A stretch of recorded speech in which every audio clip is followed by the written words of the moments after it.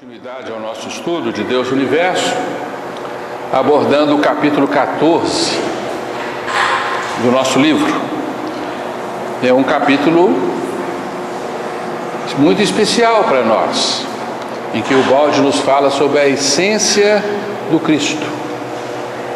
Então é um capítulo que nos toca profundamente e nós precisamos de fato prepararmos-nos para mergulhar nesses conceitos de Ubaldi e fazer com que esses conceitos sejam proveitosos para nós, que eles nos aproximem dessa figura magna e sublime que é Jesus, que nós possamos aprender a amar e a desejar estar junto a este irmão maior que continua sempre ao nosso lado.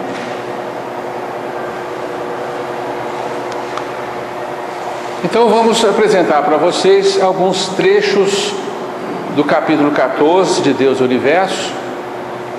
Vamos colocar também, algumas outras citações de Ubaldi que nos falam do Cristo, porque o Cristo exerce um papel fundamental na vida de Ubaldi. Cristo era o grande amor da vida de Ubaldi. Nós observamos isso quando lemos todos os seus trabalhos e os seus livros, e um conselho que o Ubaldi nos deixou calou fundo no meu coração logo quando nós iniciávamos os estudos de Ubaldi. O Ubaldi nos dizia que se nós percebêssemos em alguns de seus escritos que ele estava se afastando dos ensinos de Jesus, que nós o deixássemos e ficássemos com Cristo. E percorrendo as 24 obras de Ubaldi, que tivemos a oportunidade de fazer isso, Espero que vocês tenham também. Em momento algum, em uma vírgula, em um tio, em um ponto, nós percebemos Ubaldi distanciando-se dos preceitos evangélicos. Em todas as obras, não há uma obra dele em que ele não menciona os fundamentos do Evangelho, a figura do Cristo, e nos revele a sua paixão por essa figura extraordinária, essa figura máxima da nossa humanidade, que é Jesus. Então, praticamente hoje nós vamos ler para vocês o que o Ubaldi nos trouxe, porque o que podemos falar sobre a essência do Cristo é nada, diante do que nos fala o Ubaldi, A nossa razão, o nosso conhecimento é completamente insuficiente para abordarmos a essência do Cristo. Então o Ubaldi nos fala: sinto que nessas páginas a visão se avizinha do conceito da essência do Cristo em uma primeira aproximação, prelúdio de uma compreensão mais profunda que amadurecerá no último volume, com o qual a obra será coroada, toda a obra. Então o Ubaldi tinha uma visão perfeita do seu trabalho. Ele sabia de antemão que iria escrever 24 livros, e nós estamos aqui no meio da obra dele, Mas ele já sabia que iria escrever os 24 livros, e o último seria o Cristo, e depois ele partiria. Ele deixou escrito isso no livro Profecias, que é o primeiro livro que ele escreve aqui no Brasil, logo que ele veio morar aqui, depois de Deus e o Universo. E no prefácio de Profecias ele revela isso, que ele ia escrever 24 livros, o último seria Cristo, e ele então partiria. Ele terminou o livro Cristo em dezembro de 71, e em fevereiro de 72, 2 meses depois, ele parte, cumprindo assim a sua profecia, demonstrando-nos, como ele tinha uma clareza do seu trabalho, da sua missão e da sua obra, É extraordinário isso. Então o último livro de Ubaldi é o livro Cristo,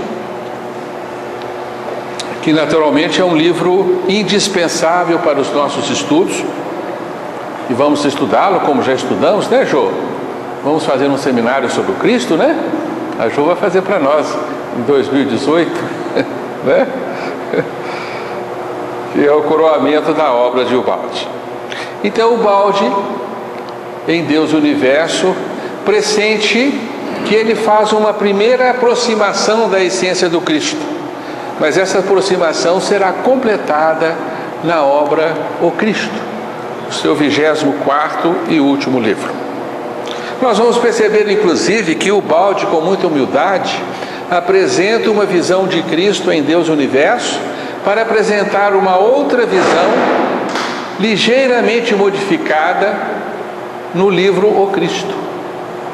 Então, aquela primeira aproximação é como se a luz do Cristo o ofuscasse e ele não tivesse uma visão ainda perfeita da essência do Cristo, que vai ser completada na sua última obra. Então ele continua. Ele nos apresenta em Deus Universo a figura de um Cristo excelso, mas de um espírito que não faliu, um espírito que não caiu junto conosco, um espírito que teria vindo do sistema diretamente ao nosso mundo para nos resgatar.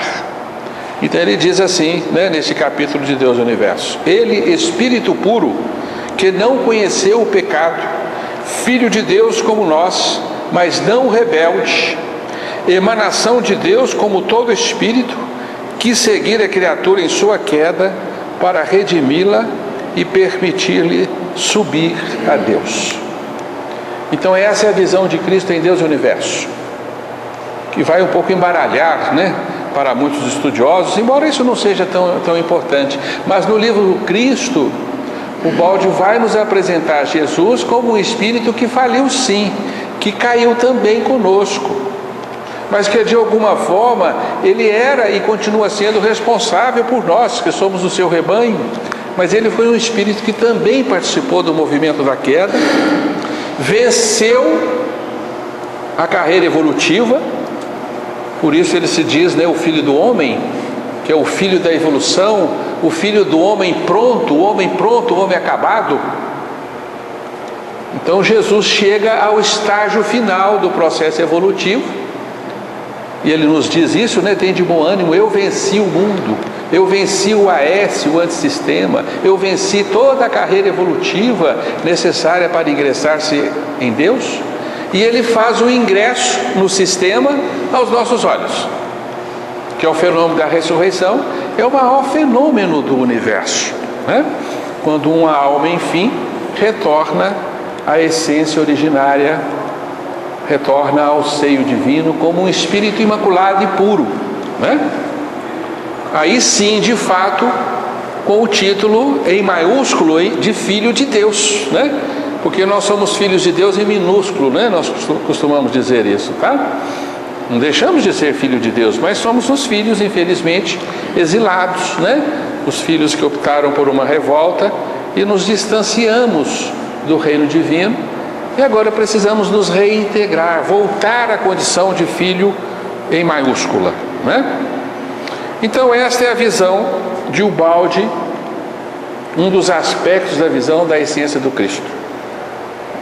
Em Deus Universo é um espírito puro, imaculado, e no sistema ele coloca como um espírito sim, que faliu, mas que redimiu-se completamente, chegou às condição então de reingressar-se no reino divino, e repito, fez esse movimento essencial aos nossos olhos para nos mostrar como fazemos também para darmos este salto final na nossa existência e retornarmos ao estado de essência pura. Nós teremos que fazer esse movimento e não podemos dizer que não sabemos como fazer, porque o Cristo nos ensinou através do seu exemplo,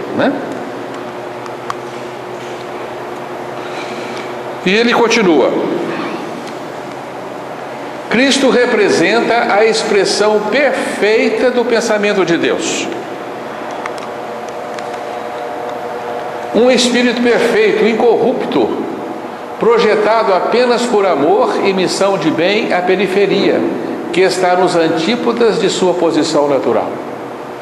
Cristo provém de um centro que é luz tão ofuscante que o olho humano nada pode distinguir. Somos, pois, pobres seres decaídos no mal e na dor, triste tributo este, que é justo porque foi desejado. Mas Deus está junto de nós. Ele está junto de nossa humanidade no seu aspecto de Cristo, que conosco colabora na reconquista do paraíso perdido. Então, o balde então vai nos apresentar Cristo como a máxima expressão de Deus entre nós, o ser mais evoluído que é capaz de existir neste universo, porque é o ser que está em vias de voltar ao estado original, né? Então, nesse momento, como um ser na iminência de ser absorvido no sistema, nessa posição é o maior representante de Deus. Ele representa então as forças divinas que estão junto a nós, trabalhando ativamente para nos resgatar e nos redimir. Então, por isso nós vamos compreender que Jesus é uma força restauradora, é uma força reconstitutiva que está presente no ímã de cada um de nós. É uma manifestação de Deus. Cristo é a luz irradiada por Deus, está em conexo com Deus e provém do centro do sistema. Ele mesmo, de fato, repentinamente se declara Filho de Deus. Trata-se, pois, de uma manifestação de Deus, do seu primeiro aspecto do Espírito, que através de seu segundo aspecto, o Pai, projeta-se na forma, tornando-se sensível homem, que assim pôde ter uma imagem concreta do invisível Deus. Então é a manifestação direta da divindade entre nós. Quando então nós já estudamos, né, os três aspectos da substância, não é isso? O Espírito, o Pai e o Filho, não é? Como três essências da divindade, né? E no aspecto Filho manifesta-se o Cristo. O Cristo cósmico é a representação do aspecto Filho, o terceiro aspecto de Deus, que é Deus também, mas que são nada mais do que o conjunto dos filhos, né? No qual estamos integrados, né? Então, por isso ele representa entre nós o Cristo, o ungido, né? Essa é a interpretação que nós temos, baseada em Ubalde e em Pastorino. Mas Ubalde nos expressa as suas emoções, as suas sensações, o seu pensamento, que se aproxima do pensamento de Cristo. É bonito nós lermos alguns trechos em que Ubalde manifesta essa sua percepção do Cristo, né? Por isso eu trouxe para vocês aqui do livro Ascese Mística, Ubalde falando do Cristo. A Ascese Mística é o terceiro livro da série, né? Que é Grandes Mensagens, Grande Síntese, Loures e Ascese Mística, é o quarto nesse caso, né? É o quarto livro da série Ascese Mística. O verdadeiro Cristo é uma realidade interior e uma sensação imensa que repele imagens. É um infinito que se conquista por sucessivas aproximações. No plano sensorial, a consciência não supera a representação concreta do Cristo histórico, do conceito encarnado na figura humana. No plano intuitivo, a consciência encontra o Cristo cósmico e compreende que ele coincide com a divindade. No plano místico, a consciência sente o amor crístico e da concepção passa à unificação com Deus. O Cristo que sinto e amo é um Cristo imaterial, interior, cuja manifestação terrena representa a mais perfeita expressão de Deus. Então podemos dizer que temos três formas de perceber o Cristo, três formas de nos apercebermos da essência do Cristo. Primeiro é a forma racional, que é pertinente a nós, porque nós estamos nesse nível, né? Nesse nível, então, nós percebemos o Cristo histórico, Nós nos encantamos com os relatos das histórias dos feitos de Jesus, mas o compreendemos simplesmente como uma figura importante na história humana, né? Que marcou a época, dividiu a história antes e depois dele, né? Estabeleceu conceitos religiosos no nosso mundo, mas ficamos só nessa conceituação, né? Então esse é o Cristo que a maioria das pessoas trazem ainda na alma, né? O Cristo histórico, o Cristo homem, o Cristo encarnado na figura humana, né? Já no plano intuitivo, nós estamos já penetrando nesse estágio da evolução, né? Da visão intuitiva sintética. A figura do Cristo se modifica, ele se torna então uma figura cósmica, o Cristo cósmico, né? Essa emanação essencial que sustenta mundos, que alimenta as vidas do universo, né? Que representa o terceiro aspecto da divindade, né? Mas no plano místico, que é o plano superior, que é o plano divino, nós vamos nos fundir com essa essência e vamos tornar ela mesma, né? Aí sim nós vivenciaremos uma percepção de amor indescritível, né? E o Cristo de Ubalde é um Cristo dessa natureza, é um Cristo interior, é uma manifestação de uma essência, não é uma personalidade, né? Não é um espírito configurado numa feição humana, é um Cristo transcendente, é um Cristo sem forma, que nós podemos dar-lhe formas, né? Mas ele naturalmente não tem mais formas, ele transcendeu o reino das formas, o universo das formas, né? Que é o universo do espaço-tempo. Jesus não é mais pertinente ao universo do espaço-tempo, não é um espírito situado, né, em regiões superiores espirituais do nosso planeta, não, é uma essência absolutamente sem forma, como um ser do sistema, né? Porque o ser do sistema é como Deus, não tem forma. Nós não sabemos o que é isso, né? Viver sem forma, né? Nós só concebemos a existência em formas, em corpos, né? Mas isso não é o normal, porque nós não fomos criados assim, né? Fomos criados como essência pura, sem formas. Então, continuando a sese mística, o Cristo de Ubalde. Aliás, essa é a figura que Ubalde mais gostava de Jesus. Foi um retrato, acredito que pintado numa tela ou bordado numa tela, não me recordo, e que Ubalde tinha no seu quarto. Ele ganhou essa imagem de presente e dizia a ele que era para ele a melhor representação de Jesus que ele tinha visto na terra. Esse quadro está lá no Museu do Petro Ubalde, né? Pena que não está assim tão nítido para vocês apreciarem. O Cristo real, presente em nós, fora do tempo e do espaço, jamais abandonou a terra, porque esse Cristo está na eternidade. A eternidade, como já explicamos várias vezes aqui, é a dimensão do absoluto, né? A dimensão sem tempo e do espaço. E não é uma dimensão perdida no incomensurável infinito, numa distância inconcebível, não. É uma essência que envolve o universo, que está tão presente aqui como em qualquer outro lugar do nosso universo, né? Então Jesus está tão intensamente presente aqui do que em qualquer outro lugar, porque ele está fora do lugar, ele não é pertinente a lugar. A física chama-se isso de não localidade, né?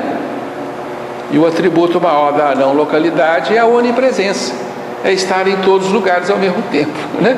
A gente não sabe o que é isso, mas acredito que Jesus, quando falou que ele estaria onde 2 ou 3 se reunissem em seu nome, é por essa capacidade dele estar fora de qualquer lugar, né? Ele não é um espírito irradiando de alguma posição nesse universo, não, ele está fora desse universo e portanto ele está em todo lugar, que é a mesma manifestação divina. Deus é assim também, né? Esse Cristo se humaniza para se aproximar do homem. Eu o percebo não através da razão, mas ele desce diretamente na minha sensação, inviolável realidade interior, onde a inteligência humana não atua. Essa é uma conquista minha, como pode ser de todos, que o mundo exterior não pode desfazer. é uma realidade que não pode ser eliminada de minha alma. Olha que interessante a proximidade desse espírito com Cristo, né? Não se pode compreender Cristo com a disposição do historiador, do exegeta, de crítico erudito e sábio. Só a quem ama são concedidas certas compreensões íntimas e profundas, porque o amor é o único caminho para a compreensão. Então, a única via de acesso que nós temos para compreender a essência do Cristo não é a inteligência, não é a razão, não é o nosso cérebro, é o nosso coração. É só através do desenvolvimento do amor que nós vamos nos aproximar verdadeiramente deste Cristo e compreendê-lo, senti-lo, percebê-lo, né? E consequentemente amá-lo. Porque até aqui nós temos uma simpatia imensa por essa figura, gostaríamos muito de amá-la perdidamente, essa figura, mas a gente não sente ainda, né? O coração palpitante de amor por Jesus, né? É por isso que eu invejo tanto essas criaturas que batem no peito e falam assim: Jesus é o meu Salvador, né? Com os olhos cheios de emoções, se expressam em lágrimas, né? E a gente ainda não tem essa vivência, não é verdade? Porque a gente está tão fixado nas algemas da razão, da inteligência, né? Que é fria, né? Torna os nossos olhos frios e calculistas. Então você mede Jesus por datas, por feitos, por fatos, né? E ficamos nessa superficialidade. Mas nós já estamos começando a invejar, né? Essa percepção de Ubalde de Jesus. Deve ser uma sensação indescritível, né? Você sentir-se amado e amar, né? A figura do Cristo nessa profundidade da alma, né? Quizá a gente possa aproximar um pouquinho disso, né? E qualquer dia desse a gente possa bater no peito, né? E com emoção dizer: Jesus é o meu Salvador, né? Eu pelo menos tenho essa intenção de chegar um dia nesse nível, né? Mas ainda estamos no nível do exegeta, do historiador, né? Do crítico, daquele que pretende ser sábio e conhecer dados da vida de Jesus. Infelizmente ainda estamos nesse ponto, né?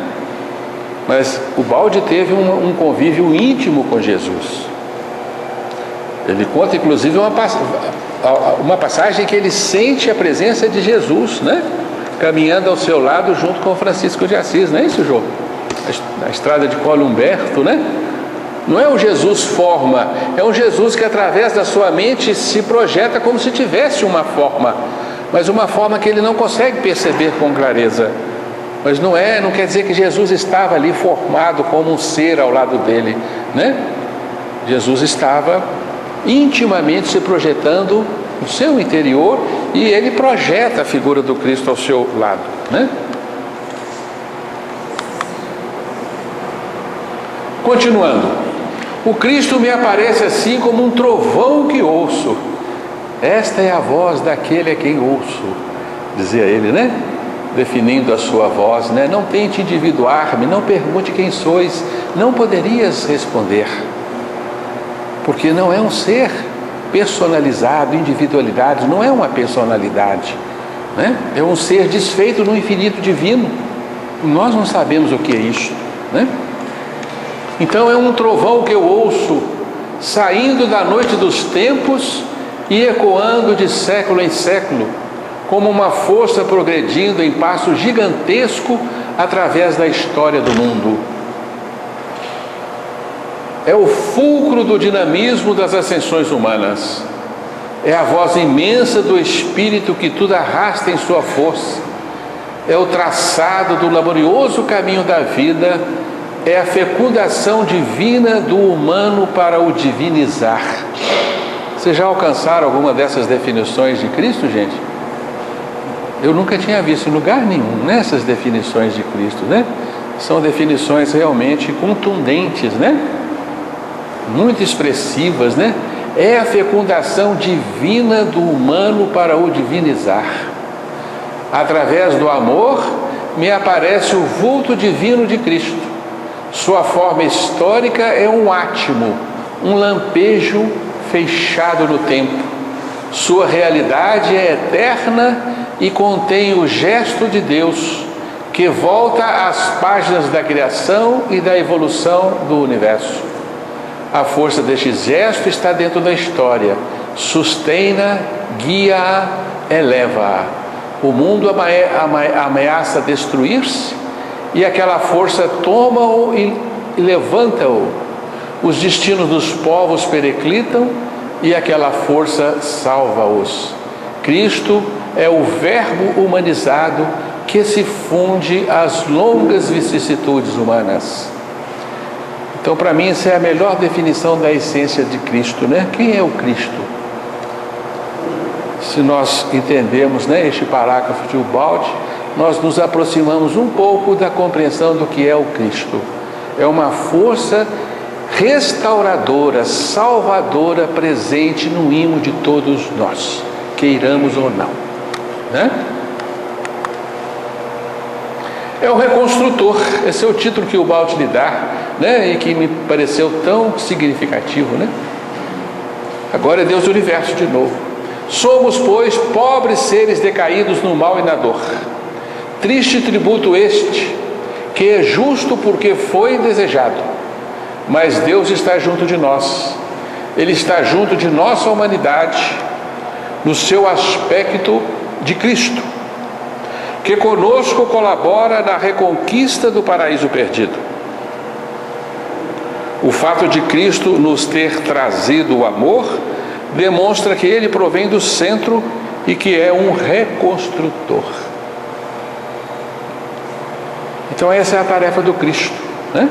A missão do Cristo é exatamente esta: sustentar os nossos passos na volta para casa, porque nós nos tornamos frágeis, nós nos tornamos fracos, inseguros, perdidos, né?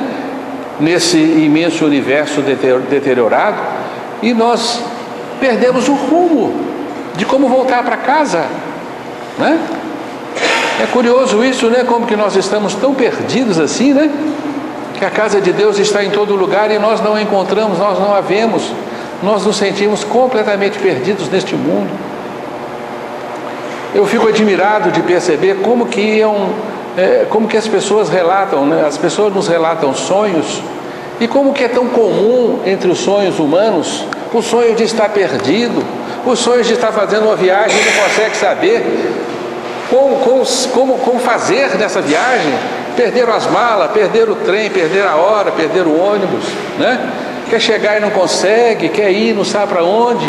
Então nós temos uma multidão de exemplos assim, pessoas que sonham que estão perdidos numa floresta, estão perdidos num mar imenso, estão perdidos em montanhas, né? Perdidos. Somos nós, né? Seres perdidos, né? Como o filho pródigo, né? Então Jesus comparece como guia, como a luz, como o caminho, né? Nós vamos estudar o caminho no Evangelho de João. É algo incompreensível. Por que Jesus é o caminho? Por que seus seguidores diretos eram chamados homens do caminho, né? A primeira instituição espírita chamava-se Casa do Caminho, e eles eram conhecidos como os homens do caminho. E você se pergunta, caminho para onde? Que caminho? Caminho para Deus, mas todos os caminhos levam a Deus, a evolução vai nos levar a Deus, inexoravelmente precisamos de um caminho. Se nós não entendemos a queda, nós não compreenderemos por que precisamos de um caminho, porque nos fizemos ignorantes e perdemos o rumo, ficamos igual barata tonta nesse mundo, sentando a cabeça aqui e acolá, né? Caindo aqui e lá, sofrendo aqui e ali, né? E temos dificuldades de encontrar o caminho. Claro que sim, ué. Não é à toa que Jesus nos disse que largo é o caminho da perdição, né? E estreito é a porta para aquele que de fato quer encontrar-se com o reino de Deus, né? Então temos que ter um guia, temos que ter um pastor, né? Que nos leva à porta das ovelhas, onde as ovelhas devem entrar para se encontrarem com as pastagens divinas, né? O aprisco do Senhor, e ali então serem aconchegadas, né? Sentirem-se confortavelmente protegidas, abastecidas, nutridas, né? Nós temos anseio por isso, não temos? Claro, né? Então Jesus é o caminho, é o reconstrutor. é aquele que está ainda presente junto a nós, ajudando-nos na nossa reconstrução, porque nós estamos num processo de reconstrução, já insistimos nesse conceito. Aí sim, nesse ponto é que nós admiramos sobretudo as teses de Ubaldi, a teoria de Ubaldi, que nos fazem compreender o significado da redenção. Porque nós ouvimos tantas e tantas vezes se falar de redenção.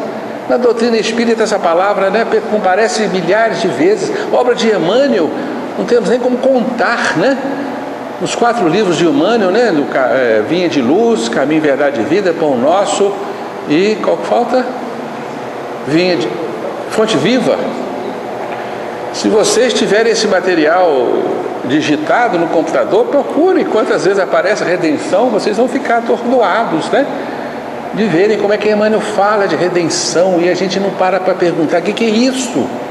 Eu preciso ser redimido? Por que eu fui criado por Deus com a necessidade de ser redimido?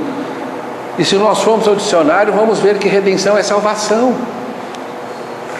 E nós nos distanciamos deste conceito, não é verdade? Largamos esses conceitos para lá. Não preciso ser salvo. Estou na trajetória evolutiva e não tenho que me salvar de nada. Tenho que me tornar um ser melhor, nada mais do que isso, Mas os Espíritos insistindo, Redenção, salvação, No Evangelho segundo o Espiritismo, nós vamos encontrar lá o Espírito de verdade, que veio falar, Venho como outrora os filhos perdidos da casa de Israel, Venho salvar-vos, Está lá no Evangelho segundo o Espiritismo, Então, com o Ubaldi fica claro que nós desvirtuamos o nosso caminho.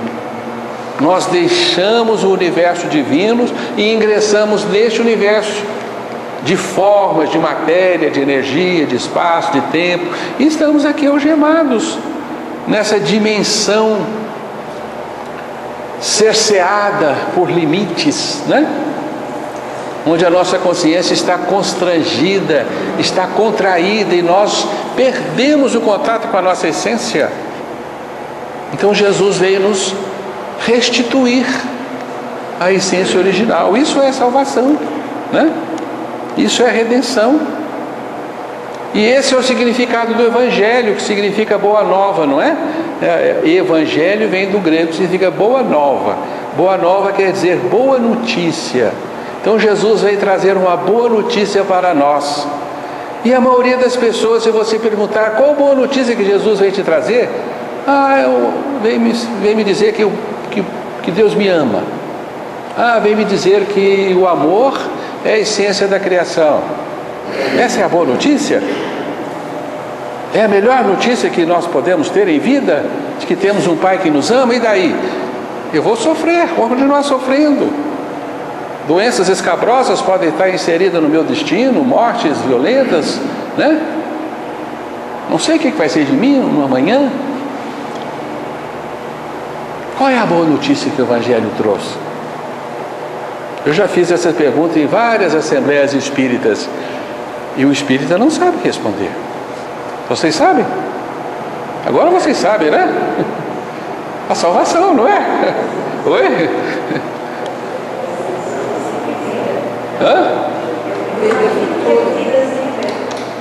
Eu não ouvi, Jô. Tem que falar de vida. Pois é, mas é mais do que isso, Jô. Se vocês imaginarem alguém que está numa escola e que precisa de uma boa notícia, vocês irão imaginar que uma boa notícia para os estudantes é que eles vão se formar, vão concluir o curso, vão prosseguir a vida, que tenham ânimo, vão passar por dificuldades, provas, matérias difíceis, mas vai acabar. Também uma boa notícia para quem está numa escola, Mas se vocês forem num presídio, num reformatório, onde as pessoas são prisioneiras e vivem privações, vivem dificuldades, vivem dores, estão limitadas e presas, qual é a melhor notícia que você pode dar a elas? Libertação. Vocês vão sair dessa prisão, gente. Fiquem alegres. A melhor notícia para um prisioneiro é a libertação. Essa é a boa nova. Né? Jesus insistiu tanto nisso. Leiam o Evangelho na sua originalidade, vocês vão ver, está estampado lá com todas as letras. A notícia é esta, a notícia da salvação. Esse é o significado da redenção, que faz sentido quando você entende que você é um prisioneiro. Porque se você não se julga um prisioneiro, você não precisa ser salvo de nada. E o nosso orgulho nos faz essa tramóia, né? Você custa perceber que você é prisioneiro. Você acha que não, estou numa boa aqui, né? Ninguém está me limitando, eu faço o que quero, né? Não faz nada. Né? Você está limitado aos limites do corpo, às exigências do corpo, né? Às limitações da forma. Você é um ser cerceado, contido, limitado, prisioneiro do seu destino, prisioneiro da vida. Nós somos prisioneiros da vida, né? Então, quando você começa a se perceber que você é um prisioneiro, aí faz sentido a redenção, aí você fica feliz de saber que há a redenção, há a salvação. Você vai se libertar de todas as injunções da sua vida, do seu mundo, vai se livrar dessa roda reencarnatória de morrer, nascer, né? Essa maçaroca que nos dá tanto trabalho, né? Você vai se libertar disso. Isso é uma notícia a mais alvissareira do nosso universo. Com certeza, né? Já pensaram o dia que a gente não precisa reencarnar mais? E reencarnar é um negócio que trabalhou demais, né? Eu fico pensando, puxa vida, eu vou nascer de novo, vai ser uma esfrega, tem que aprender a ler de novo, né? Vai ser uma esfrega danada, tem que crescer, virar gente, arrumar emprego de novo, né? Passar no Enem, né? Ah, meu Deus do céu, quanta dificuldade, né? Eu já tive a desgraça de servir o exército, eles arrumam de novo um exército para eu servir. Ah, meu Deus do céu. A gente sonha com isso, né? De vez em quando sonha que está fazendo o exército de novo. Redimir-se e refazer-se de sua significado de redenção.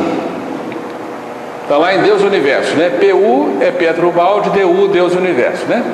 Significado de redenção: redimir-se e refazer-se de sua posição invertida, do AS que havia decaído, retornando ao S pela via das ascensões espirituais traçadas por Cristo. Esta é a mais perfeita, a mais linda definição de redenção. Está claro? Acho que vocês deviam copiar e decorar isso aí, né?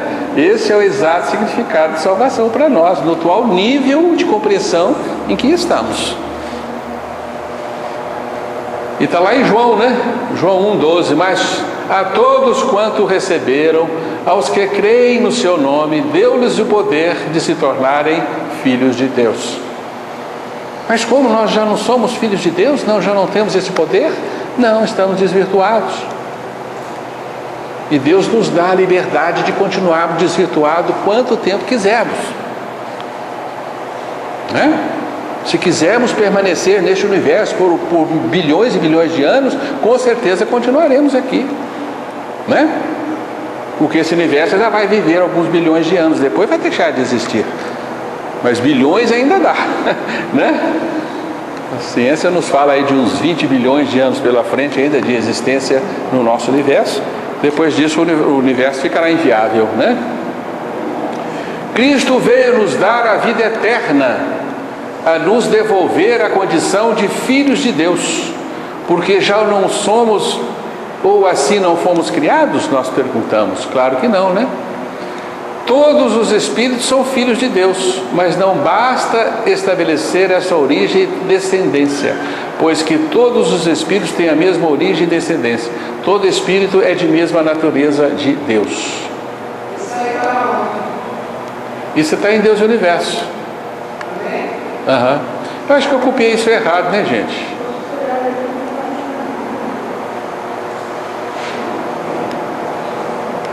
Acho que eu copiei isso errado, está meio repetido aí. Mas enfim, nós estamos compreendendo o conceito, né?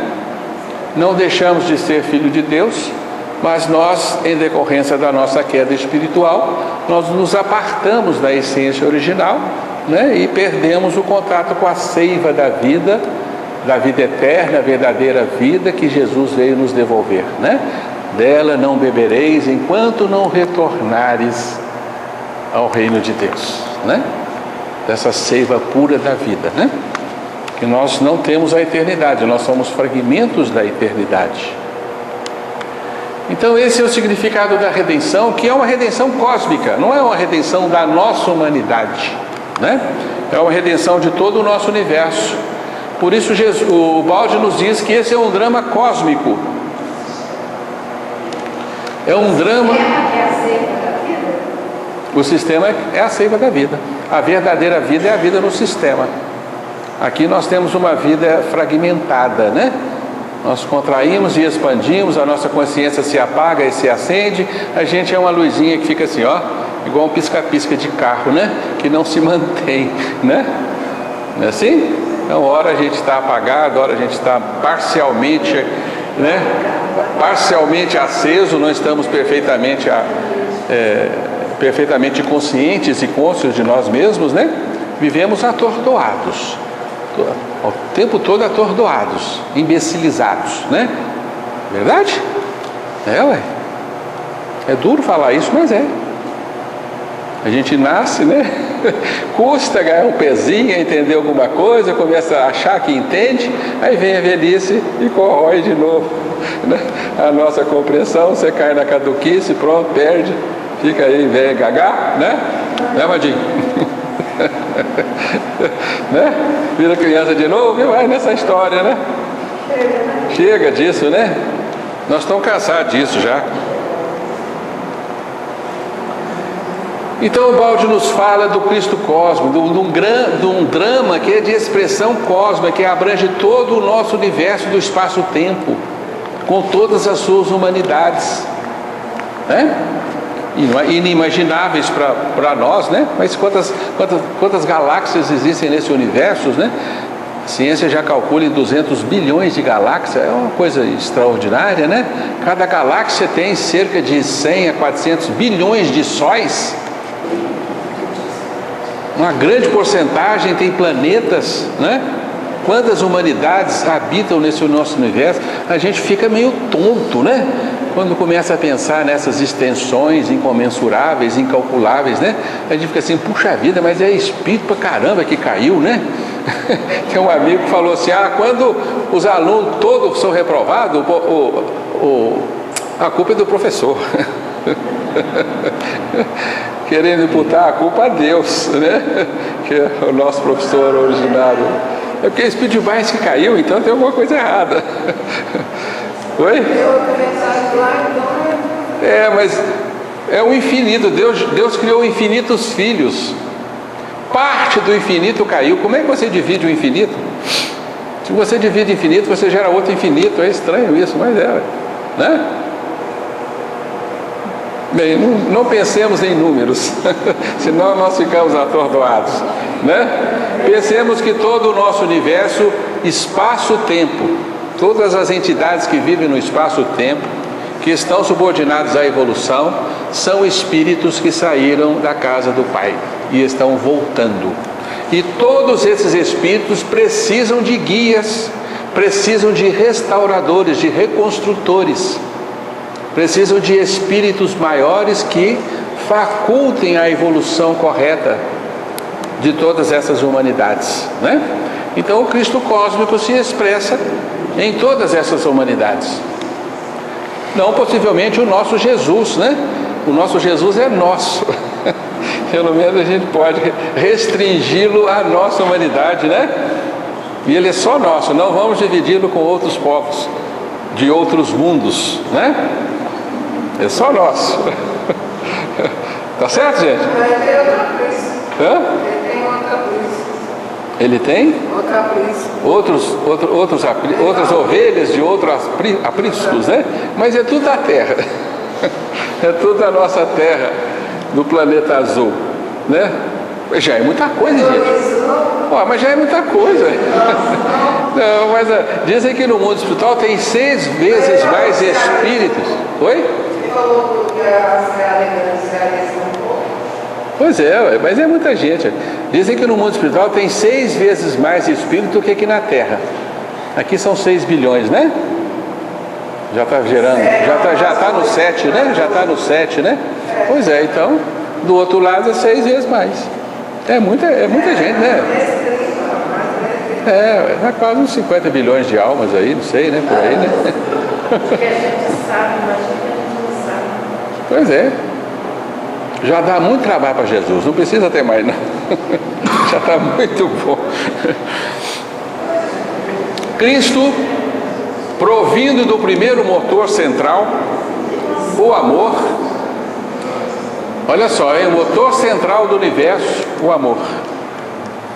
Dinamiza o esforço do ser em nosso planeta, acompanha-lhe a maceração, auxilia o homem a sair de seu grosseiro invólucro material para a vida do espírito, repleta sempre de alegria.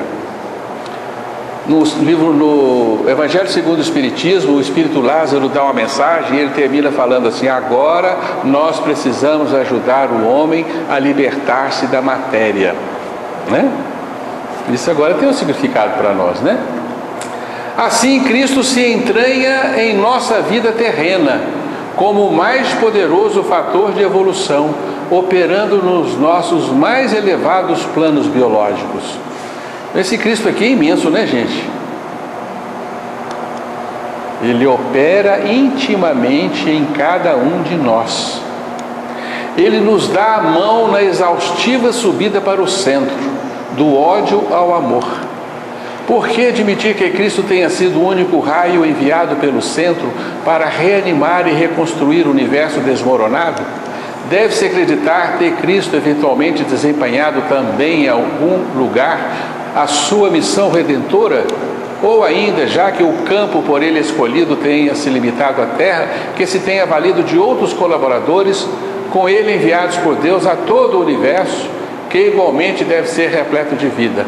Como separar os fatos da vida terrena dos acontecimentos da vida cósmica? É claro que não se pode separar, né? Os espíritos que caíram não se limitam à Terra. Os espíritos que caíram estão em todo o nosso universo, espaço-tempo. Tá certo? Então, certamente, todos os povos terão também os seus Cristos, né? E é possível também que na alçada da evolução, quando nós estivermos, né, bem adiantados já no nosso caminho, na iminência de regressarmos a Deus, tenhamos também a nossa função, a nossa missão de Cristo. Quem sabe, né? Quem sabe seremos o Cristo dessa humanidade que aqui está e nos servindo, né? Nas nossas células, que são seres também, não é verdade? É possível, né? Lá na frente a gente se transforma também numa figura cósmica deste porte, né? Bem, assim nós terminamos. A vitória final de Deus em todo o universo será expressa pelo triunfo de seu amor, seu principal fundamento, o amor, né? E é interessante que tivemos muitos mestres que nos ensinaram coisas fantásticas na Terra, né? Ao longo do tempo. O confucionismo, o taoísmo, o hinduísmo, o budismo, né? Islamismo, várias seitas trouxeram vários princípios salvadores para o homem. Mas Cristo encabeça o princípio salvador fundamental, o amor ao semelhante, né? Esta é a bandeira do Evangelho, é a mensagem fundamental de Jesus. Não é um amor passivo, é um amor ativo. É um amor que fez Jesus atirar-se no inferno terrestre para aconchegar-se a nós e nos resgatar. Só o amor permite um sacrifício deste, né? Imaginem vocês um ser que já se vestia de luz, um ser que estava prestes a tornar-se um cidadão do sistema, que já não comportava corpos. Ele teve que reduzir todo o seu potencial para configurar-se numa encarnação humana e estar diante de nós. Só o amor poderia permitir isto. Então nós estamos encerrando o nosso estudo, né? Temos aí a nossa meia hora de debates. Nosso próximo encontro será dia 19 de novembro. Vamos continuar o capítulo 15 de Deus e o Universo, outro capítulo belíssimo, né? A Procura de Deus. Vocês devem lê-lo antecipadamente, se possível, né? No segundo estudo nosso, Evangelho de João, nós vamos continuar o estudo da Santa Ceia. Eu queria passar um pequeno filminho para vocês, um filminho bem curto, mas foi um filminho desses que a gente recebe aí pela... O senhor colocou ali 15 de outubro, é de novembro, né? É 19 de novembro. Desculpa, gente, é a pressa de preparar esse material, né? É 19 de novembro, aqui que está certo, tá? 15 de outubro é hoje. Não vai ter jeito de ser o próximo estudo hoje. O próximo estudo não vai ser hoje. Eu esqueci de consertar ali, tá? É que eu aproveitei do mês passado, né? Eu só edito já o que está pronto, tá? E às vezes eu esqueço de trocar a data. Tá bem? Nós vamos fazer um comercial.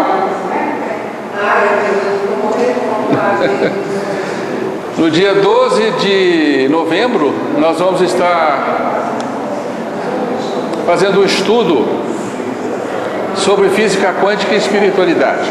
O propósito desse estudo é o seguinte: baseado num autor famoso que é o Fritjof Capra. Fritjof Capra, ele escreveu um livro também famoso, tal da física. Fritjof Capra, ele faz um paralelo entre a física quântica e o misticismo oriental, mostrando que o misticismo oriental apregoa e sempre apregoou ao longo da história conceitos e verdades que foram confirmadas pela física, né? Confirmados pela física. E nós vamos fazer uma tarefa que não sei se eu vou conseguir, demonstrar que a mística cristã tem também inserida todos os fundamentos da física quântica. Então nós vamos fazer um paralelo entre os fundamentos, os pilares da física quântica com os pilares da cosmologia cristã, nós estamos chamando de mística cristã, né? Porque é um cristianismo místico, um cristianismo além do habitual conceito cristão que todos nós temos, tá? Então nós vamos tentar extrair essa mística cristã e enxergar ali fundamentos de ciência, fundamentos da física quântica. Esse é o trabalho que nós que estamos nos propondo.